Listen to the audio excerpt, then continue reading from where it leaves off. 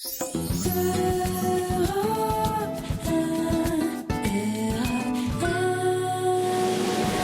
Ferrand sur Europe 1, au cœur de l'histoire.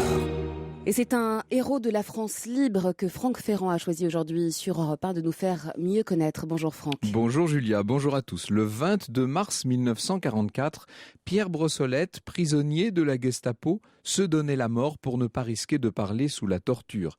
Cette disparition tragique privait la France d'un personnage hors du commun et qui aurait sûrement pu devenir un grand ministre des Affaires étrangères. C'est en tout cas ce qu'estime Éric Roussel dans son importante biographie. Éric Roussel qui sera d'ailleurs votre invité dans la seconde partie de l'émission. En effet, ainsi que Daniel Cordier, le secrétaire de Jean Moulin, car nous évoquerons aussi le discret bras de fer qui opposa ces deux héros et martyrs de la résistance. –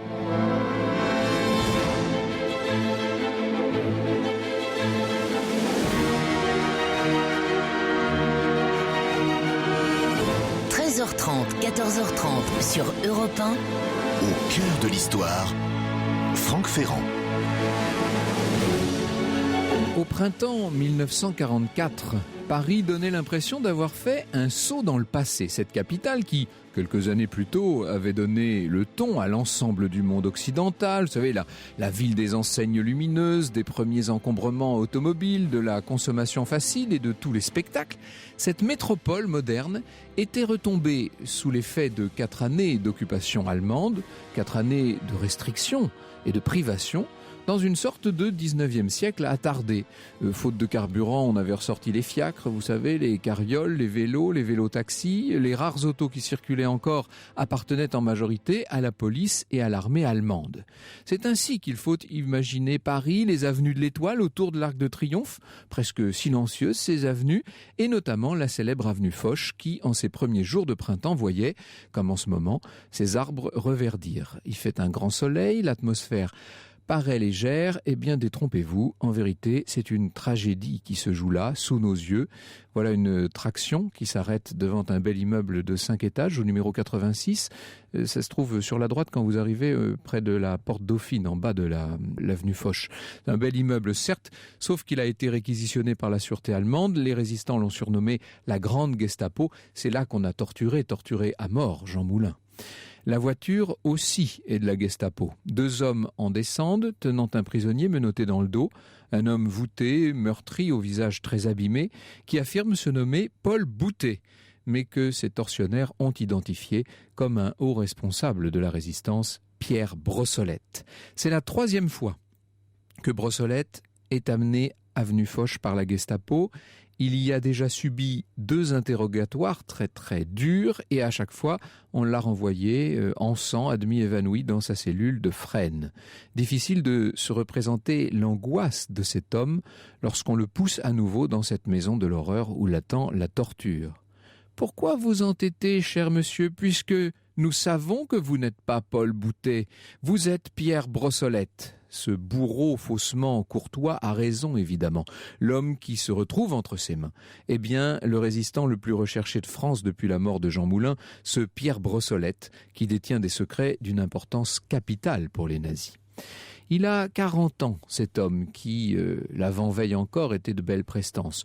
Une taille assez moyenne, certes, mais avec un beau visage à la peau mate et des cheveux bruns fichés d'une mèche toute blanche, une mèche très reconnaissable, en dépit de toutes les teintures pour essayer justement de ne pas être reconnu. Ce qui surtout marquera ceux qui ont croisé le regard de Pierre Brossolette, c'est cette espèce d'éclat, ce feu trahissant une intelligence hors norme. Qui est-il, ce personnage, et comment est-il arrivé là ? Eh bien, Pierre Brossolette est né en 1903. Il a épousé sa femme, Gilberte, en 1926, et elle lui a donné 2 enfants. Pour le situer rapidement, je dirais que c'est un littéraire, un historien, il est normalien, agrégé d'histoire. Il a tôt quitté l'enseignement pour le journalisme, avec une prédilection pour les questions internationales. Nous y reviendrons tout à l'heure avec mon invité. Il est très important de comprendre à quel point l'itinéraire de Pierre Brossolette s'inscrit dans ce nouveau journalisme de l'après-guerre, de l'après-première guerre mondiale. Évidemment, on aurait tendance à dire, nous aujourd'hui, rétrospectivement, de l'entre-deux-guerres. Cette plume acérée œuvre d'abord dans les colonnes du quotidien, puis à Notre Temps. Notre Temps, c'est ce mensuel assez pan-européen, pacifiste, dont Brossolette découvrira très vite les liens du patron Lucher avec l'ambassade d'Allemagne. Il se trouve dès lors plus à son aise au sein de la rédaction de l'hebdomadaire Marianne, qui à l'époque est un organe socialiste militant comme lui, car Pierre Brossolette ne fait aucun mystère de ses convictions. Il ira du reste jusqu'à se présenter à la députation dans l'Aube, à Troyes en 1936 sous l'étiquette du Front populaire, mais sans succès. Il faut dire que les coups bas et les choses trappes de la politique ne sont pas son fait. Il n'en sert pas moins Léon Blum, dont il dirige le service de presse, avant d'assurer les chroniques de politique étrangère de la grande radio nationale de l'époque, Radio PTT, jusqu'à ce que Daladier s'en mêle. Pourquoi est-ce que Daladier prend Brossolette en grippe ? Parce que tout simplement, il est farouchement anti-munichois, ce journaliste-là. Vous commencez à comprendre à quel type d'homme nous avons affaire. Il est de ceux qui vont toujours au bout de leur résolution. Le journaliste de vocation signe son dernier article dans Le Populaire le 23 août 1939. On est donc c'est déjà la guerre. Il rejoint son corps d'armée. Il a 35 ans à l'époque. Le capitaine Brossolette fait une belle campagne. Il faut le souligner. Il se bat sur la Marne. Il évite la captivité à ses hommes. Il décroche, gagne Limoges. Et puis, comme tout le monde, il finit par être démobilisé. Et c'est un peu plus tard qu'il va reprendre, avec sa femme Gilberte, une librairie parisienne, rue de la Pompe, dans le 16e, la librairie universelle. Ce n'est évidemment qu'une couverture, ce métier de libraire, car très vite, dès décembre 1940, Pierre Brossolette entre en contact avec un des premiers groupes de la résistance, le fameux réseau du Musée de l'Homme. On en parlera tout à l'heure, on essaiera de développer un peu tout cet aspect-là. En février-mars 1941, Pierre Brossolette rédige, on peut dire quasiment seul, plusieurs numéros du journal clandestin Résistance. Puis il va être recruté en novembre par le célèbre colonel Rémy, le chef du CND, le réseau de renseignement en confrérie Notre-Dame. Il prend alors le nom de code Pedro. Pourquoi Pedro ? Parce qu'il y a quelque chose d'espagnol dans le regard, dira Rémy. Entre parenthèses, le moins que l'on puisse dire, c'est que ces deux hommes, Rémy et le pseudo Pedro, sont issus d'horizons très différents. C'est que le colonel Rémy était un ancien de l'Action française, etc. On verra d'ailleurs, c'est très important, toutes ces origines diverses des grands résistants qui vont devoir cohabiter, évidemment. En attendant, le général de Gaulle apprécie les rapports signés par cet ancien journaliste socialiste et en avril 1942, Brossolette débarque en Angleterre à peu près au moment où le délégué personnel du général Jean Moulin, lui aussi homme de gauche, est en mission sur le continent. Ils vont passer les 2 années suivantes à se croiser, Moulin et Brossolette. L'un est sur le continent quand l'autre arrive en Angleterre, réciproquement. Alors tout à l'heure, après le flash de 14h, nous reviendrons sur les dissensions très importantes qui les ont opposés. Mais pour le moment, je voudrais me concentrer sur l'action résistante de Pierre Brossolette. Or, ce dont il est convaincu, lui, c'est que tous ces réseaux de résistance, s'ils continuent à agir en ordre dispersé, ne pourront pas se révéler assez efficaces. Il importe de coordonner tout cela sous l'autorité de Londres. C'est le chapitre tellement important de notre histoire qui est en train de s'ouvrir. Au cœur de l'histoire revient dans un instant sur Europe 1. Prêté par l'inoubliable Yves Montand. Et Yves Montand qui chante, et c'était sur des paroles bien sûr de Joseph Kessel et de Maurice Druon, le cher Maurice Druon dont nous saluons la mémoire. Alors, je pense que vous l'aurez compris, Pierre Brossolette est de ces hommes qui vont au bout de leur résolution. Dans ses mémoires, le colonel Passy, c'est le chef du BCRA, le service secret de la France libre. Passy devait écrire... Bon, je le cite, « Brossolette fut sans conteste l'homme qui, parmi tous ceux que j'ai été amené à rencontrer dans ma vie, fit sur moi la plus forte impression. Son esprit pétrissait et assimilait les idées à une vitesse telle que bien peu de gens étaient capables d'en suivre le rythme étourdissant. » Un cerveau, ce Pierre Brossolette, un personnage donc dont la capacité d'analyse est extraordinaire, mais qui ne s'arrête pas là, loin de là. Il est bien plus qu'un spectateur engagé. Vous avez compris qu'il se jette littéralement dans la mêlée et qu'il est un homme d'action également. La rencontre entre Passy et Brossolette, qui sont tout jeunes, Passy même encore un peu plus jeune que Brossolette, est une de ces grandes rencontres de la résistance. Il y en a eu un certain nombre. Ça ferait presque l'objet, on pourrait dire, d'une conférence à part entière. Ils partagent, ces deux-là, en tout cas, une même vision de ce que devrait être la vie politique française après la guerre. Parce que tous ces gens, ce que nous avons tendance, nous, à oublier maintenant, c'est que quand vous vous battez à l'époque, quand vous êtes dans la résistance, quand vous œuvrez pour l'avenir, vous vous demandez constamment pourquoi ? Qu'est-ce qu'on va faire après ? Quand on aura gagné, si l'on gagne, et d'ailleurs on se demande même pas si l'on gagne, on sait qu'on gagnera chez ces gens-là. Comment est-ce que on vivra l'après-guerre ? Et pour Brossolette, tout serait préférable à un retour à ce système traditionnel des partis, ce système dont on a vu rapidement, mais dont on a vu qu'il avait souffert et qui l'a profondément dégoûté, qui a beaucoup dégoûté aussi pour d'autres raisons passives. On peut l'appeler ainsi. Leur but est de mettre en place un vaste rassemblement gaulliste qui serait appuyé directement sur les structures de la résistance. Seulement, ce point de vue qui est tout à fait tenable, au moins jusqu'au débarquement allié en Afrique du Nord en novembre 1942, devient beaucoup plus difficile à tenir par la suite, parce qu'après ça, la résistance, en tout cas la France libre, devient une véritable entité de gouvernement.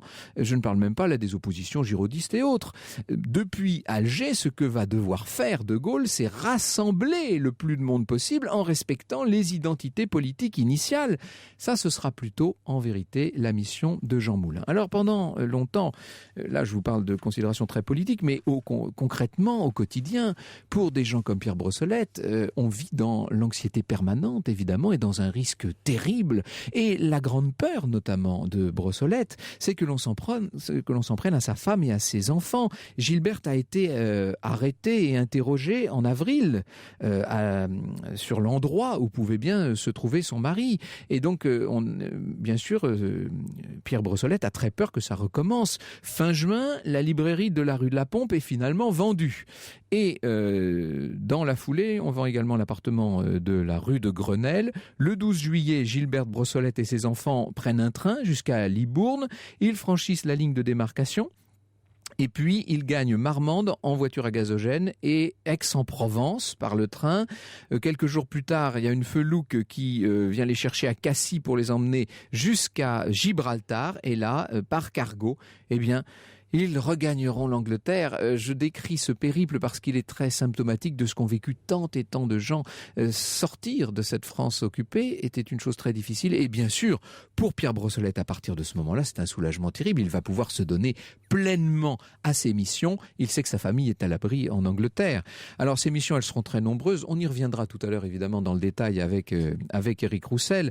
Ce qu'il faut savoir, c'est que, là encore, il y a parfois...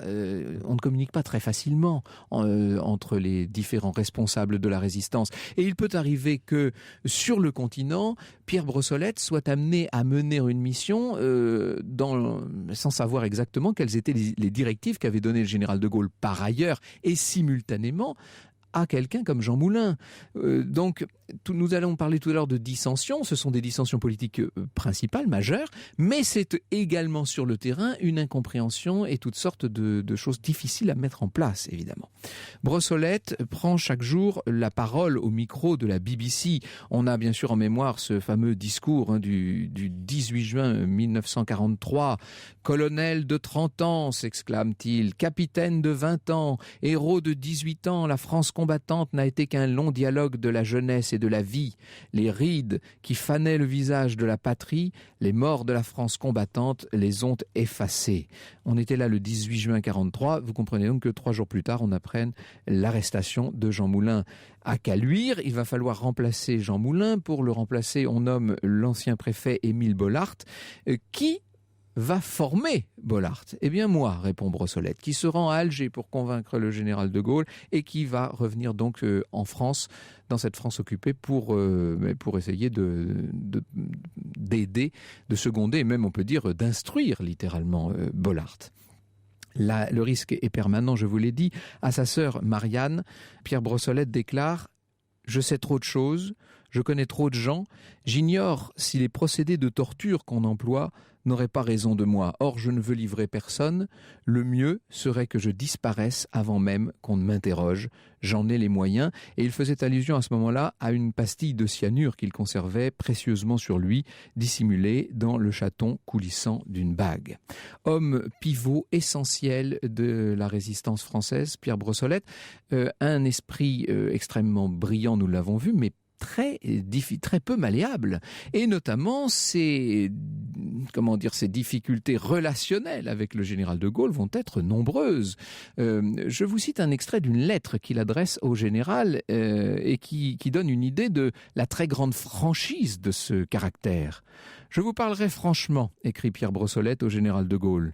Je l'ai toujours fait avec les hommes, si grands fussent-ils, que je respecte et que j'estime bien. Je le ferai avec vous, que je respecte et aime infiniment.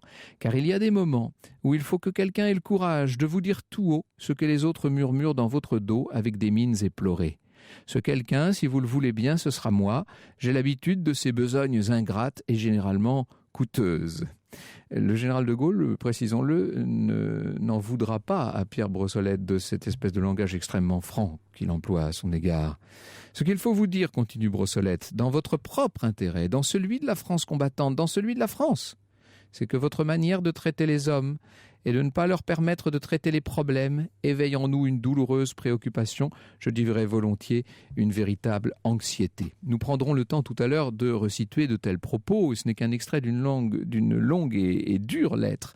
Dans quel contexte ces propos s'inscrivent et pourquoi Pierre Brossolette estimait avoir des raisons d'en vouloir en quelque sorte au général de Gaulle, mais vous aurez compris d'ores et déjà que nous n'avons pas affaire du tout à quelqu'un de discipliné, à quelqu'un de facile à manœuvrer. C'est un très grand caractère que celui de Pierre Brossolette, comme celui de Jean Moulin, comme celui du général de Gaulle évidemment, et comme celui de tous ces héros de la résistance qui devaient évidemment, pour assumer les terribles responsabilités qui étaient les leurs, avoir, si vous me passez l'expression, avoir la moelle. Europe 1, au cœur de l'histoire. Au cœur de l'histoire s'intéresse aujourd'hui sur Europe 1 à un héros de la résistance française, Pierre Brossolette. Franck. Tout début 1944, Pierre Brossolette reçoit l'ordre de regagner Londres.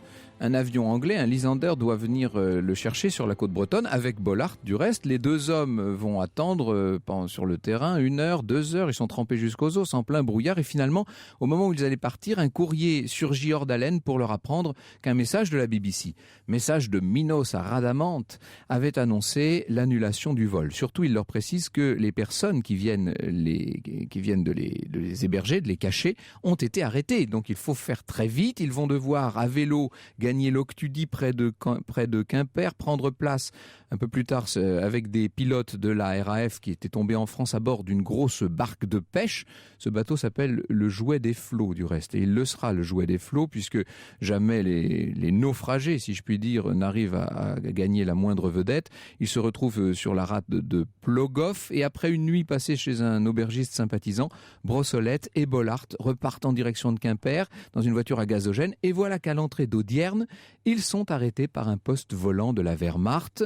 Alors le chauffeur est en règle, mais les deux résistants, eux, n'ont qu'une simple carte d'identité. Or, on est en zone côtière, ça ne suffit pas. Les deux hommes sont transférés à Rennes, qui est le siège de la commandanture locale, et ils vont passer 1 mois entier en prison. Et un matin, la porte de la cellule de Pierre Brossolette s'ouvre soudain, 2 gardes y pénètrent, suivis d'un petit homme grassouillet. « Nous savons qui vous êtes Pierre Brossolette », lui dit le bonhomme. « Je m'appelle Paul Boutet », rétorque le détenu. « Einfach wunderbar, nous verrons cela apparu, monsieur Boutet. » Pierre Brossolette est transféré à Fresnes, d'où une voiture viendra le chercher et le conduira pour interrogatoire jusqu'à la grande Gestapo 86 de l'avenue Foch. C'est ce que je vous racontais pour commencer cette émission. Je vous ai dit tout à l'heure un mot des 2 premiers interrogatoires lorsqu'il est conduit de nouveau au 5e, dans cette maison, donc le 22 mars 1944. Brossolette sait que ce 3e interrogatoire sera encore plus violent, encore plus insoutenable, cela pourrait bien être le dernier. Et de fait, très vite, les coups se remettent à pleuvoir, intensément douloureux. Ils n'ont pour effet que de plonger le prisonnier dans une semi-léthargie. Il se recroqueville, il tient bon. Son visage tuméfié n'exprime plus rien et vers midi, on le traîne plus mort que vif dans l'immeuble mitoyen. Au 84, donc, on le hisse jusqu'au 5e étage, celui des chambres de bonne. On le pousse dans la première à droite, il se laisse choir sur une chaise, prostré, visiblement très peu conscient. Un garde est néanmoins à ses côtés, mais soudain, le garde est appelé hors de la pièce, il s'éclipse, il ferme la porte derrière lui. Et est-ce que c'est ce bruit de clé dans la serrure? En tout cas, Brossolette émerge soudain de sa léthargie. Il jette un regard autour de lui, il voit la fenêtre mansardée qui est ouverte, il fait l'effort inouï de se lever, de se mouvoir jusque-là, il se penche, il découvre au-dessous le balcon du 4e étage. Le prisonnier, à ce moment-là, a toujours les mains entravées dans le dos. Il n'en parvient pas moins à enjamber la fenêtre et à se laisser tomber jusqu'à la balustrade. À ce moment-là, le garde est de retour, il crie, il donne l'alerte, c'est trop tard. Pierre Brossolette vient de se jeter dans le vide. Il s'éteindra peu après son arrivée à l'hôpital de la Pitié. On peut dire qu'il a échappé à la Gestapo, qu'une dernière fois, il est allé au bout de ses résolutions. À mes côtés, dans ce studio, se trouve l'auteur d'une très belle biographie de Pierre Brossolette en coédition chez Fayard et Perrin. Et bien, juste après le flash de 14h, nous reviendrons avec lui sur cette grande figure de la résistance, mais aussi, vous l'avez compris, sur cette grande figure du journalisme. Et on vous retrouve, Franck, avec votre invité sur Europe 1, l'historien Éric Roussel, auteur entre autres choses de Pierre Brossolette chez Fayard Perrin. Pierre Brossolette, donc la grande biographie de Pierre Brossolette qui vient de sortir. Merci beaucoup Éric Roussel d'être des nôtres. Vous racontez cette vie qui est une trajectoire, qui est un destin tragique. Nous vivons à une époque où ce mot tragique est mis à peu près à toutes les sauces, surtout avec l'actualité en ce moment, l'actualité internationale. Et en l'occurrence, je crois que c'est vraiment le terme qui convient. Nous sommes bien en présence d'un destin à la fois linéaire et comme écrit d'avance et qui marche et qui s'accélère vers une fin quasi inéluctable, ce saut dans le vide de Pierre Brossolette, donc le 22 mars 1944.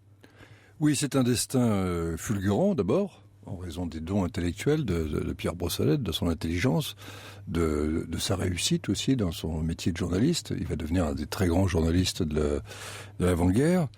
Et puis effectivement, comme vous l'avez dit, ce destin prend un tour tragique, d'abord avec l'engagement dans la résistance, mais surtout dans les derniers mois, où on a l'impression que Pierre Brossolette est en proie à des forces qui le dépassent en quelque sorte, et où il paraît promis finalement au destin qui va être le sien. Il y a quelque chose de très frappant qui évoque effectivement la tragédie antique. J'ai évidemment à l'esprit la très belle relation de sa veuve, Gilberte Brossolette, sur les derniers moments de son mari. Elle n'apprend tout ça qu'assez tard, finalement, au moment où les premiers déportés qui ont pu être témoins des événements peuvent parler. Sur le coup, on ne sait pas exactement ce qui s'est passé. Non. La famille de Pierre Brossolette n'apprendra pas sa mort immédiatement. Il y a au début une incertitude et puis ensuite une gêne, ce qui fait que la famille de Pierre Brossolette ne l'apprendra.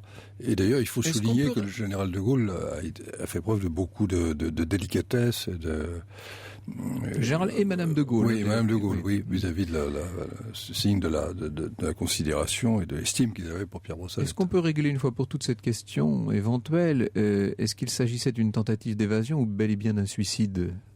Écoutez, moi je pense qu'il s'agit bel et bien d'un suicide. Quand on se jette du 4e étage d'un immeuble, on ne peut pas espérer quand même s'échapper.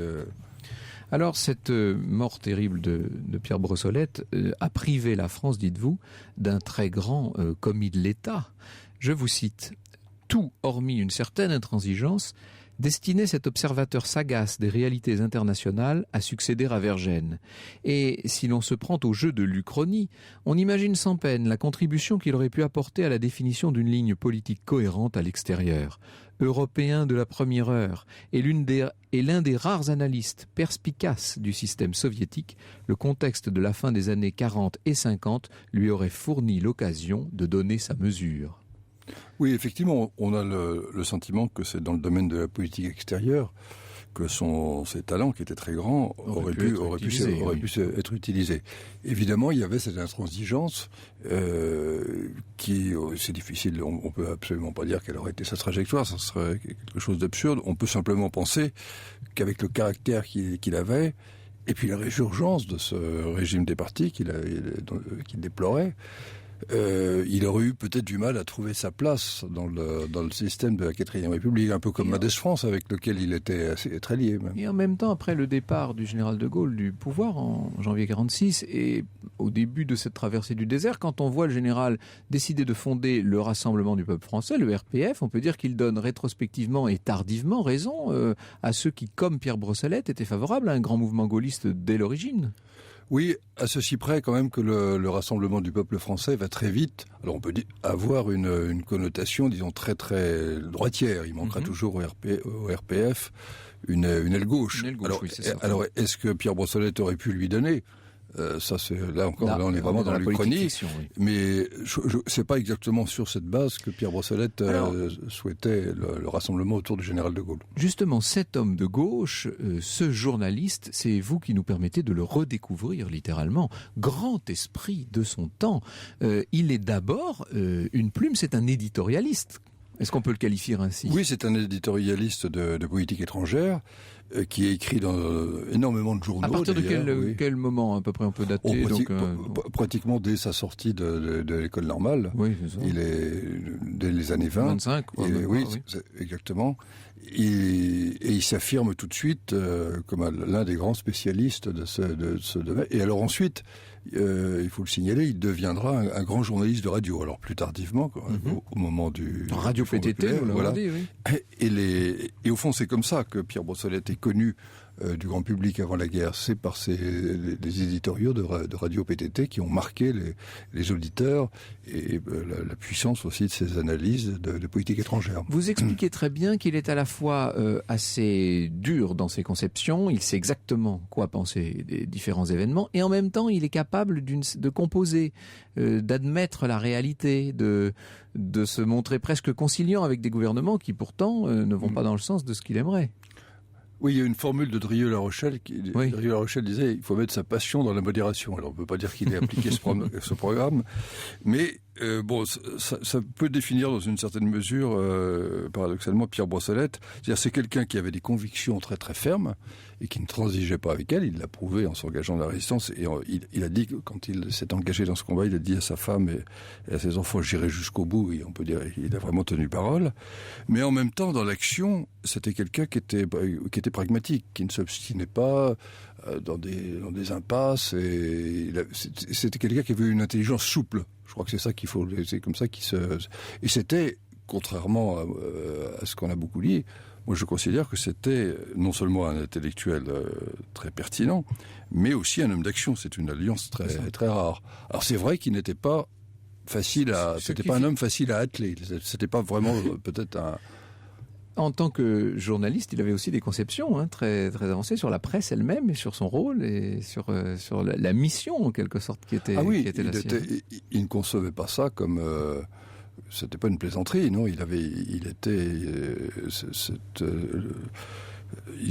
J'allais dire que pour lui, c'était une sorte de sacerdoce ou de service public, disons. Oui. Qu'il va exercer dans des titres très différents. Très différents, oui. Et avec un itinéraire assez ça puisqu'il est d'abord pacifiste, au fond, comme tous les gens de gauche de l'époque, pas seulement les gens de gauche, d'ailleurs, il y a de ça aller au-delà, mais enfin, notamment à gauche, et il partage les idéaux, de Briand, de la Société des Nations. Il fait partie de cette génération qui était très marquée par la Première Guerre mondiale. Enfin, il était très jeune pour la Première Guerre mondiale, mais il en avait quand même le souvenir indirect. Et l'esprit de Genève, comme on disait à l'époque, l'imprégnait, et c'est perceptible dans les articles qu'il écrit. Alors il croit à la concorde internationale, à l'arbitrage, enfin tous les idéaux de Briand. Mais il ne croit pas à la faiblesse, il ne croit pas à la fois, à Munich, évidemment. Alors il défend ses idées, il défend l'idée d'une politique de fond de bonne volonté vis-à-vis de l'Allemagne très longtemps, et jusqu'au jour où il s'aperçoit. C'est comme ça, vous avez évoqué dans la première partie la collaboration qu'il a apportée à Notre Temps, la publication de Jean Luchaire, qui était là, il se rend compte assez vite que c'est qui était assez bien faite à ses débuts, et puis il se rend compte évidemment que Luchaire est manipulé, est un personnage qui est brillant d'ailleurs, mais qui est le contraire au fond de ce qu'il est, c'est-à-dire qu'il n'a pas de caractère. Et c'est ce qui va faire la différence, et c'est ce qui va faire que Pierre Brossolette, lui, ne va pas se laisser entraîner dans cette voie. Au cœur de l'histoire revient dans un instant sur Europe 1. Et on s'intéresse aujourd'hui à une grande figure de la résistance et du journalisme, Pierre Brossolette, Franck. En compagnie d'une grande figure de l'histoire et de l'historiographie, Éric Roussel, donc biographe de Pierre Brossolette chez Fayard et Perrin. On peut dire que c'était non seulement un grand caractère, que ce Pierre Brossolette ait une belle intelligence, mais que c'était un homme extrêmement lucide. Il a été notamment, tellement plus que d'autres, sur l'Union soviétique et sa véritable nature. Oui, ça c'est très frappant, et je crois que c'était pas tellement connu. On sait qu'à partir de Munich combien il s'est opposé à l'Allemagne hitlérienne, ça c'est bien connu. Sa lucidité sur l'Union soviétique est très frappante, et elle fait contraste avec l'aveuglement dont faisaient preuve beaucoup d'hommes politiques, d'ailleurs de tous bords. Est-ce qu'on peut dire que c'est une des différences qui l'opposeront à Jean Moulin, par exemple ? C'est-à-dire que ça l'a amené, cette lucidité très grande sur l'Union soviétique, sur la réalité de l'Union soviétique, dont il voit à la fois le caractère criminel, parce que ça il le souligne dès les années 30, et l'échec économique programmé, oui, fait qu'il a une très grande sensibilité, une très grande méfiance vis-à-vis des communistes. Alors, on va pas rentrer dans toutes ces vieilles histoires de Moulin, agent des, je crois que ça ne tient pas la route. Moulin n'a pas été l'agent des communistes, c'est une légende mais c'est vrai que après la disparition de Moulin, l'extrême attention que Brossolette avait vis-à-vis du phénomène communiste, oui, l'a eu des conséquences et l'a amené à se différencier, disons, et peut-être à se marginaliser. Alors, cette opposition foncière avec Jean Moulin, sont quand même deux grands responsables de la résistance et qui sont souvent simultanément en charge de mission de la part du général de Gaulle lui-même. Cette opposition est d'abord une opposition de conception même de ce que doit être finalement le commandement de la résistance. Ils n'ont pas la même vision des choses. Non, ils n'ont pas la même vision, surtout, je crois, de la France d'après 1945. Ce sur quoi ça doit déboucher, en fait. Oui. Au fond, ils viennent d'horizons assez voisins. Ce sont des hommes de gauche, modérés, non communistes, disons.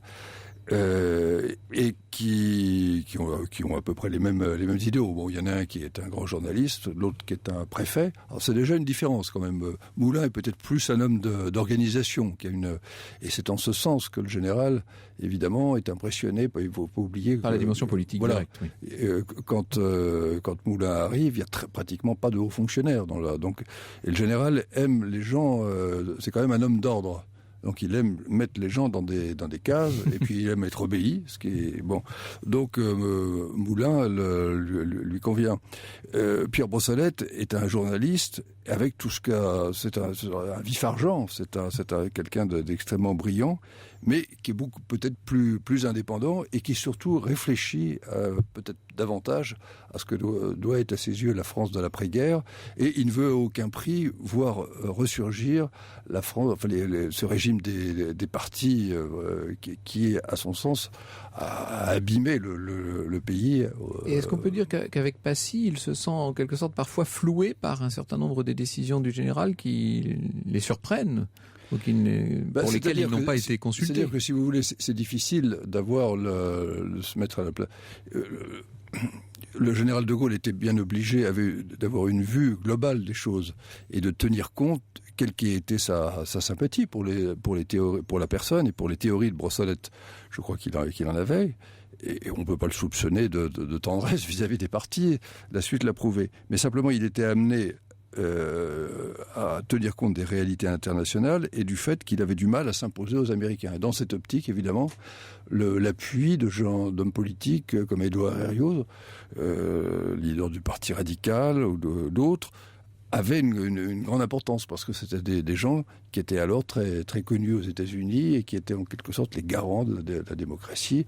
Il ne faut pas oublier que c'est une époque où à l'étranger, enfin en Amérique, notamment dans les pays anglo-saxons, on considérait le général de Gaulle comme quelqu'un d'assez suspect. Il était tantôt considéré comme l'ami des communistes, tantôt comme un fasciste. Oui, enfin, il y avait une grande incertitude sur son profil réel. Alors Éric Roussel, nous avons la chance d'avoir en ligne celui qui a été le secrétaire de Jean Moulin et qui est son biographe, évidemment, Daniel Cordier. Merci Daniel Cordier d'être avec nous.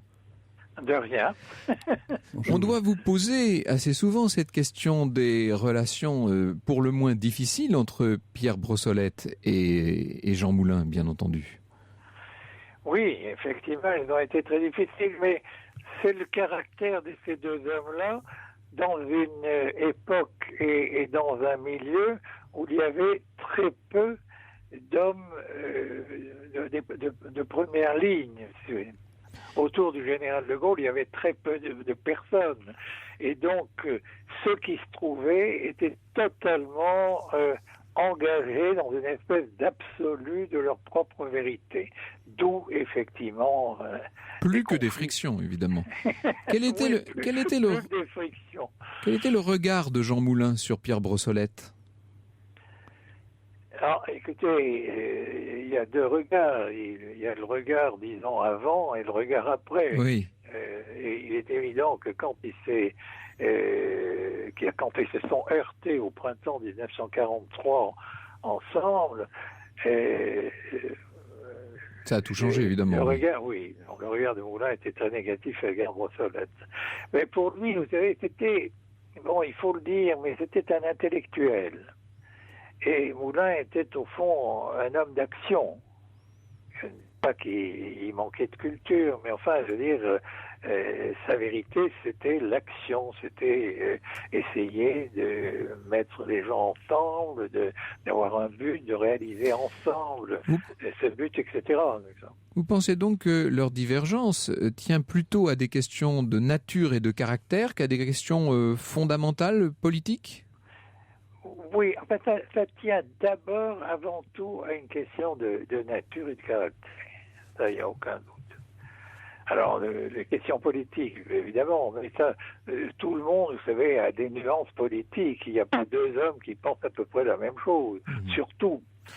Donc, mais leur caractère, ça a été vraiment tout à fait opposé. Vous avez rencontré vous-même Pierre Brossolette, Daniel Cordier ? Oui, je l'ai rencontré plusieurs fois quand il était en mission, mais je ne l'ai rencontré qu'une fois, longuement.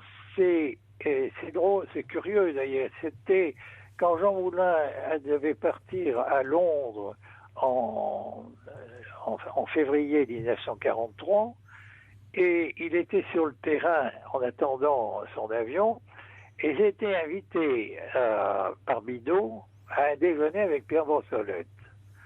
Et simplement, vous comprenez pourquoi Bidault m'a fait venir, oui, c'est que c'était un ami, un camarade de Brossolette, et il était terrorisé à l'idée de ce que l'on pourrait dire s'il avait vu son témoin et Brossolette. Voilà. Merci infiniment, Daniel Cordier, de ce témoignage. Je rappelle évidemment la réédition chez Folio Histoire de votre biographie de Jean Moulin, La République des Catacombes. C'est en 2 tomes indispensables. Merci beaucoup. Au cœur de l'histoire revient dans un instant sur Europe 1. Et avec Éric Roussel, auteur de cette magnifique biographie de Pierre Brossolette chez Fayard-Perrin, on est avec ce personnage que vous avez réussi à dépoussiérer, à dépouiller en tout cas de toute la légende, évidemment, de toute cette espèce de très pesante hagiographie résistante. Vous nous donnez à contempler un personnage, vous employez le terme de vif-argent tout à l'heure, c'est vrai qu'il est comme ça, palpitant, aigu. C'est un regard acéré sur le monde et sur son temps que celui de Pierre Brossolette. Éric Roussel. Oui, je crois que c'est effectivement ce qui le caractérise. C'était quelqu'un, on a parfois dit qu'il avait un caractère difficile, qu'il était Je crois que c'était à la fois vrai et faux. C'est vrai qu'il il n'aimait pas les gens qui se prenaient au sérieux, les importants. En revanche, c'était quelqu'un qui, avec les gens simples, se trouvait de plein pied. Surtout quand l'essentiel était en jeu. Effectivement, il avait tendance à s'impatienter. C'est ça qui provoquait peut-être les heurts auxquelles on a fait allusion. Un de nos auditeurs nous demande, c'est une question un peu iconoclaste, mais je trouve qu'elle résume bien l'impression qu'on pourrait peut-être ressentir. C'est Patrick qui dit « très courageux, brillant, mais n'y a-t-il pas une part d'amateurisme qui a coûté cher à ces héros ?» Ah, ça, c'est une question excellente, parce que l'amateurisme, on peut dire que ça a commencé avec l'appel du 18 juin. C'est ça, exactement. Parce que si on réfléchit bien, quand le général de Gaulle a lancé cet appel, il n'avait rien. Il avait un stylo, peut-être une gomme, du papier. Il n'avait pas de locaux. Donc c'était vraiment l'amateurisme au sens propre. Il faut imaginer d'ailleurs le trouble dans lequel a dû se trouver cet homme qui était un homme habitué à agir dans un cadre hiérarchique. Et au fond, c'est ça qui est admirable, c'est qu'il ait réussi très vite à être le point de rassemblement d'un certain nombre de gens comme lui, qui étaient effectivement, comme le dit ce monsieur, des amateurs. Mais je crois que tous les grands résistants au départ ont été des amateurs. Ils ont commencé avec rien, quoi. Brossolette a commencé dans le cadre de sa librairie, vous l'avez rappelé. Puis nous n'avons fait évidemment qu'effleurer quelques aspects de cette trajectoire, de cette vie extraordinaire. Je ne peux qu'encourager les auditeurs à aller lire votre biographie pour entrer en familiarité avec ce bel exemple, parce qu'il y a aussi cette dimension-là qu'il ne faut pas oublier après tout.